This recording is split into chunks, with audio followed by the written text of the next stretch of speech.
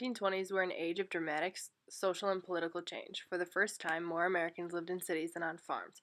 The nation's total wealth more than doubled between 1920 and 1929, and this economic growth swept many Americans into an affluent and unfamiliar consumer society. People from coast to coast bought the same goods, listened to the same music, and did the same dances. Many Americans were uncomfortable with this new urban, sometimes racy mass culture. In fact, for most people in the United States, the 1920s brought more conflict than celebration. After World War I, rural Americans immigrated to cities in hopes of finding a more prosperous life in the ever-growing expansion of Americans' industrial sector. While the American cities prospered, the vast immigration from rural areas continued to neglect the U.S. agricultural industry and created widespread financial despair among American farmers throughout the decades. This would later be blamed as one of the key factors that led to the Wall Street crash. Herbert Hoover took office in 1929, the year the U.S. economy plummeted into the Great Depression. Although his predecessor's policies undoubtedly contributed to the crisis, which lasted over a decade, Hoover bore much of the blame in the minds of the American people. As the Depression deepened, Hoover failed to recognize the severity of the situation or leverage the power of the federal government to squarely address it. Today, America is in the midst of a frightening moral slump. You are convened here, and not alone, to nominate a president and a vice president, but to declare anew the principles and ideals which must guide our country.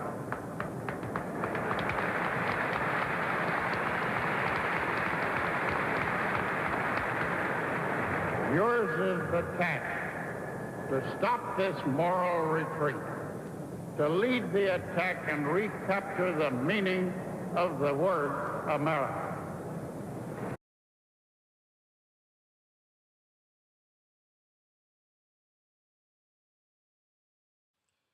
No nation could bounce back from a national crisis without profound social and cultural changes.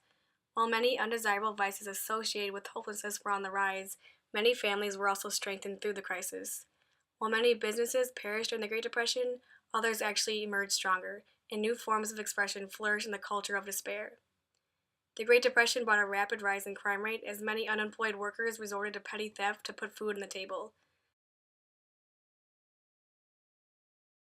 Suicide rates rose and prostitution was on the rise as desperate women sought ways to pay the bills. Healthcare in general was not a priority for many Americans, as visiting the doctor was reserved for only the worst of circumstances. Alcoholism increased with Americans seeking outlets for escape. Cigar smoking became too expensive, so many Americans switched to cheaper cigarettes. Higher education remained out of reach for most Americans, as the nation's universities saw their student bodies shrink during the first half of the decade. However, high school attendance increased among males. Because the chances of a young male getting a job were so incredibly slim, many decided to stay in school longer. Oftentimes, sports provided a distraction from the Depression. However, public spending on education declined sharply, causing many schools to open understaffed or close due to lack of funds. Demographic trends also changed sharply. Marriages were delayed as males waited until they could provide for a family before proposing to their significant other. Divorce rates dropped steadily in the 1930s. Rates of abandonment increased as many husbands chose the poor man's divorce option. They just ran away from their marriages. Birth rates fell sharply, especially during the lowest points of the Depression.